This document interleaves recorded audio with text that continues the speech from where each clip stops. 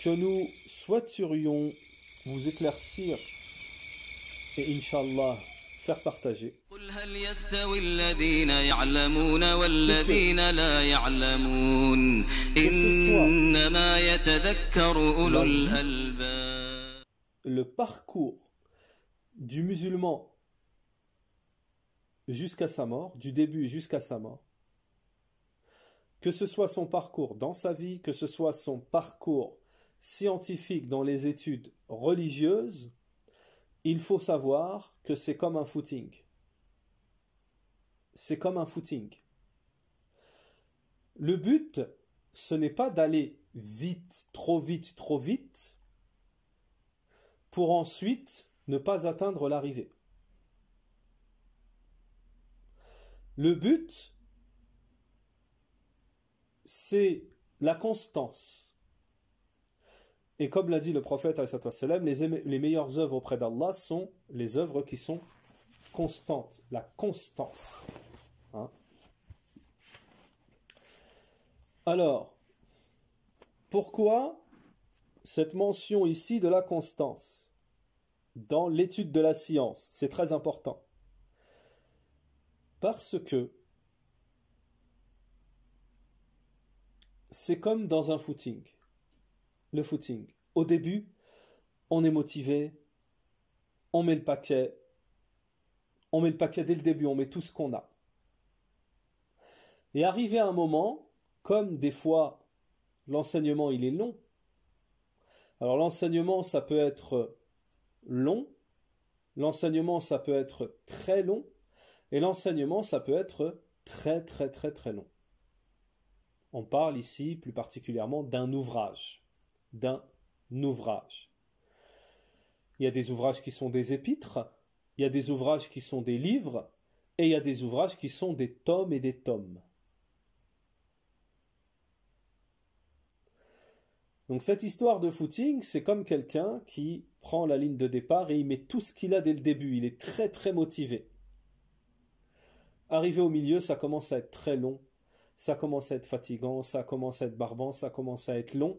Il abandonne, il n'en peut plus. Pourquoi? Il a mis tout ce qu'il pouvait dès le début. Il n'a pas atteint la ligne d'arrivée. Il est donc très important d'être constant, de toujours remettre sa niya, son intention à jour, de se motiver, toujours de se dire pourquoi on fait ça, dans quel but, quel profit ça nous apporte, un profit inestimable. Un profit inestimable. Le messager d'Allah, alayhi salatu wassalam, dès le matin, après la salat al-fajr, il y avait une invocation qu'il disait tout le temps. Allahumma inni as'aluka ilman nafi'an wa rizqan tayyiban wa amalan mutaqabbala. Cheikh Abdel Razak al-Badr, on va traduire d'abord. Ô Allah, donne-moi, je te demande une subsistance, je te demande une science utile, une bonne subsistance et les œuvres acceptées. Cheikh Abdel Razak al-Badr a expliqué cette invocation en disant que regardez, le prophète, la première chose qu'il demandait, c'est la science utile avant le risque et avant les œuvres acceptées. Parce que dans l'ordre, ce qu'il y a de plus important, c'est la science utile. C'est plus important que de boire et que de manger, nous disent les savants. La science utile. Donc il faut s'y accrocher. Il faut s'accrocher à cette science utile. Et il faut être constant. Il faut être constant. Ne pas abandonner comme c'est. Alors pourquoi on fait ce rappel? Parce que c'est très commun. C'est très habituel. Que les gens au début, il y a du monde et qu'après, il n'y a plus personne dans les cours. Et d'ailleurs, vous verrez qu'en général, chez les ulama, chez les étudiants, les cours ne sont pas beaucoup étudiés, visionnés. C'est plus les rappels, les khotab, etc. Les fatawa. Mais les cours, pas beaucoup. Parce que les gens, ils ne sont pas constants. Ils ne sont pas constants, ils n'ont pas cette patience. Et les savants disent que les cours, le talibul ilm demande la patience, demande de la patience, une énorme patience.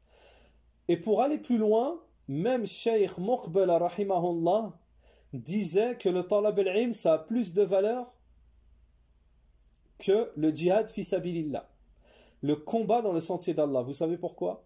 Cheikh Muqbil rahimahullah disait parce que le talibul ilm c'est tous les jours. Chaque jour il faut patienter, chaque jour le djihad fi sabilillah tu vas et c'est terminé.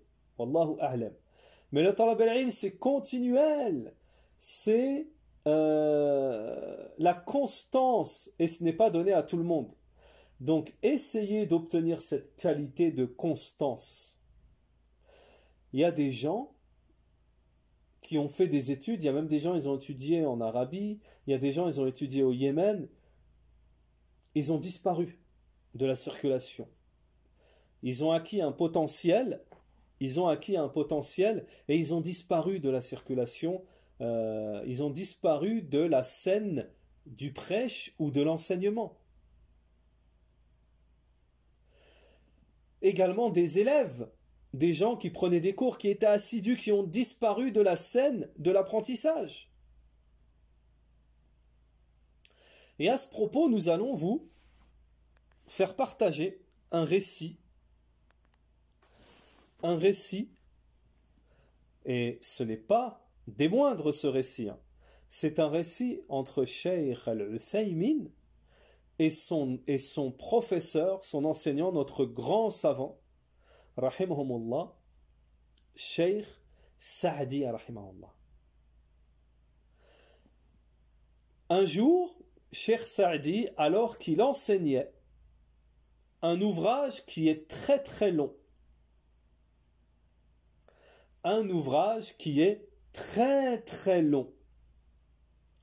Au début, il y avait beaucoup de tullab, d'étudiants. Et petit à petit, les étudiants s'effaçaient. Jusqu'au jour où il restait dans l'enseignement, il restait que Cheikh al-Uthaymin, au cours de Cheikh Sa'di. Il ne restait que Cheikh al-Uthaymin au cours de Cheikh Sa'di, qui a patienté à ce cours. Lorsque l'enseignement fut terminé, ils ont terminé l'ouvrage. Cheikh Sa'di offra une pomme, tuffah. Il offra une pomme à Cheikh al-Uthaymin. Cheikh al-Uthaymin, il n'avait jamais vu une pomme. Il lui dit, qu'est-ce que c'est? Cheikh Sa'di de lui répondre, c'est une pomme. Cheikh al-Uthaymin lui dit, comment on mange? Comment on la mange? Puis Cheikh al-Sa'di de lui expliquer, tu la coupes en quarts, comme ça, en morceaux, et tu la manges. Cheikh al-Uthaymin est rentré chez lui, il a coupé, il a mangé avec sa famille. Alors on peut tirer beaucoup de fawaïd. Les ulama disent, le fait de tirer des fawaïd par rapport à nusus, au texte ou autre, c'est selon la capacité scientifique de la personne. Il y a des savants, ils peuvent vous tirer dans un texte ou autre plus de fawaïd que d'autres savants. C'est en fonction. Ce récit, parmi les fawaïd à tirer de ce récit, c'est que regardez celui qui a patienté jusqu'à la fin. Il a patienté jusqu'à la fin. Par la suite, il est devenu un des plus grands savants. Un des plus grands savants de notre époque. Sa patience a payé.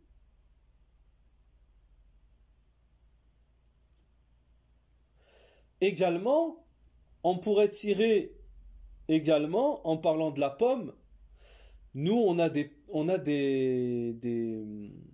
kilos de pommes dans un vase, un bocal sur la table, et des fois on a même des pommes qui pourrissent. Alors qu'à l'époque, le cheikh, il savait même pas ce que c'était qu'une pomme, et il était heureux que son cheikh lui offre une pomme. Aujourd'hui, quelqu'un va t'offrir une pomme, ça sera quelque chose de banal.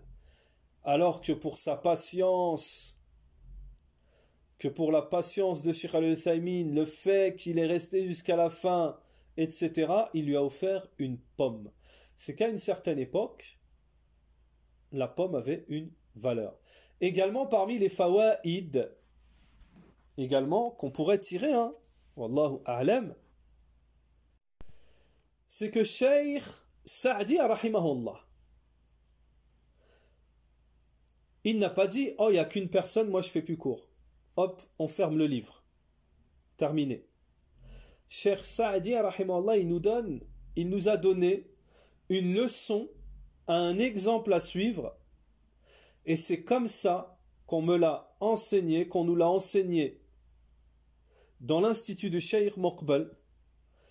Nous avions un professeur qui était un élève de Cheikh Najmi rahimahullah dans le Tawhid, et lorsqu'on avait commencé Kitab al-Tawhid, il nous disait moi, même s'il y a une personne, un élève, je fais court. Et c'est ça l'excellence dans l'enseignement, la méthodologie des salafs. Et beaucoup aujourd'hui, justement, sont tombés dans ce tourbillon d'abonnés, il faut qu'il y ait beaucoup de gens, beaucoup d'abonnés, etc. Beaucoup de gens qui aient visionné. Le shaitan, il essaye de nous tirer dans ça. Mais en réalité, si une seule personne est ton élève du début à la fin, قال النبي صلى الله عليه وسلم ليهده الله بك رجلا واحدا خير لك من حمور النعام. Si par ta cause Allah guide une seule personne, c'est mieux que tous les biens de ce monde. C'est-à-dire à l'époque les chameaux roux. Mais aujourd'hui, ce qu'il y a de mieux. Aujourd'hui, une seule personne.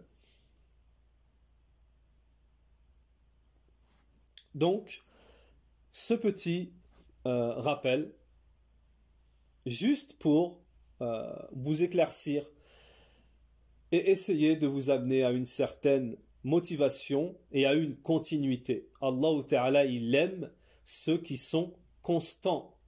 Il faut être constant. Il a été également mentionné dans la Sunna qu'il vaut mieux un petit peu et continuellement que beaucoup et pas tout le temps, ou beaucoup et avec coupure. Wa sallallahu wa sallam ala nabiyyina Muhammad wa ala alihi wa sahbihi ajma'in.